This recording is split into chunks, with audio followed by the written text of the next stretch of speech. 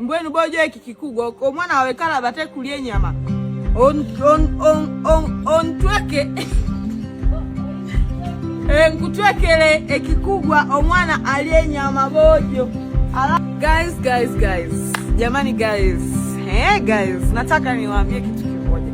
So hapa niko shambani kwa mamangu na kuna dawa nataka niwaoneshe ambayo wateja wangu ambao huwa mnanunua deodorants na nini, lakini harufu ile ya kwapa inakuwa haiishi.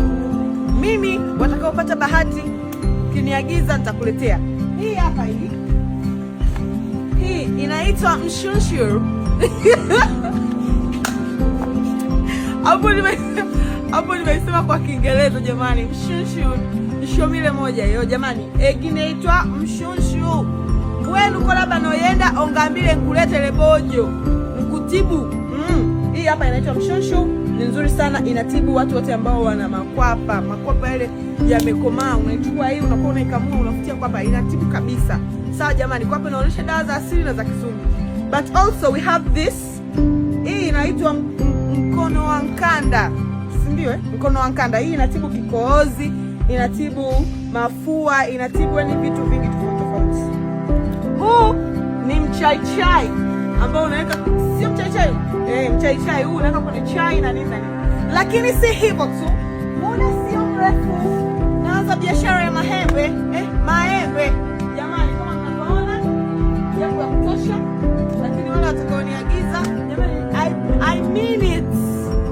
Atakaoniagiza sasa hivi kesho namletea. Haya maembe haya yako. Alafu ndio uone ugonjwa. Wale watakaotaka kisamvu. Hiki hapa. Kisamvu. Vingine ndo vinakuwa hapa na kuletea. Kitu kingine. You see the beauty of our home. Guys. Yeah, also. Naweza kununua maparachichi mimi nakuja tu hapa na chuma naenda kula na ugali. Kwa hiyo jamani, karibuni Bukoba. Bukoba is so beautiful, especially nyumbani kwetu. Kwa hiyo jamani, mnataka dawa sijui nini nitume mimi niagize, nitawaleteni bure, nitatafuteni bure niwaletee. Muwatibu watoto magonjwa tofauti. I love you so much. My name is Nifa.